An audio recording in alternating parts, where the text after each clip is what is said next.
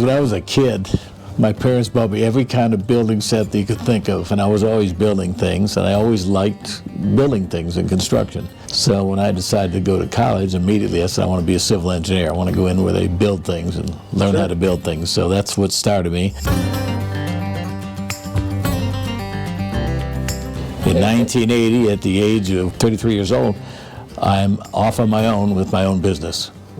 Sort of scary, 4 kids, Brent being the oldest, and I'm off on my own, starting my business.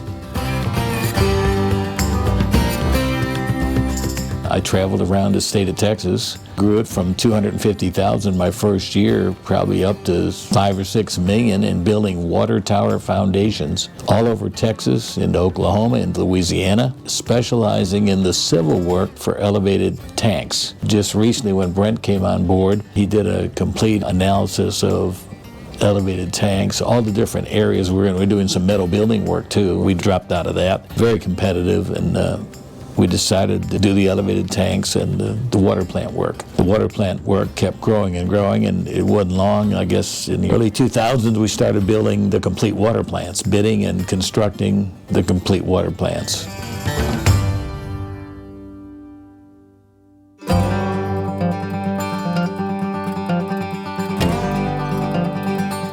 Since I've come on, we've added a couple crews. We're up to 37 employees today. When I joined 2 years ago, we were closer to 22, I think. I personally get involved with every person we hire now, and it's, yes, experience matters, but much more than experience is them fitting into our culture. The team we have here right now is as strong as we've ever had. That culture where all these guys are responsible, they look out for each other. We take care of our guys extremely well in how we do bonuses, looking out for them with profit sharing and 401k on top of that. That's key for us, for them to understand, because they're not going to walk across the street for a $2 raise, because they're actually getting $10 to $12 in benefits or bonuses and everything rolled in. So what's our toughest thing at running this business is people. Keeping good people. So that's what this is all about, to keep them on board. And almost every guy that came in here, we did it one-on-one, talked to everyone, the 2 of us, they all said, we're not going anyplace, we'll be here. When you look at company culture, I mean, we're people driven. That's definitely what we are. We are an extended family. Every decision, I'm on the phone with people trying to sell me things or different software or programs, and I tell them the same thing every time. I analyze everything, not as a budget, but anything I purchase means my bonus pool is shrinking.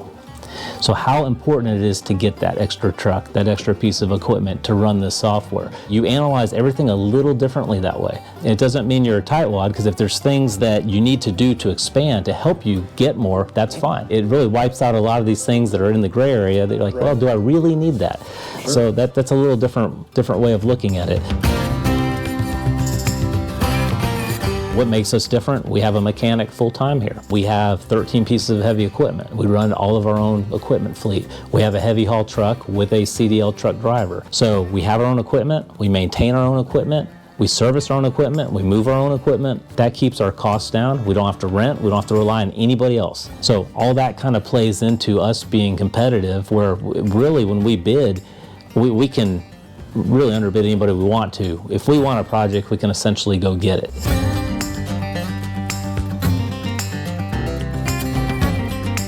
For more Contractor of the Year videos, click the playlist on the screen now.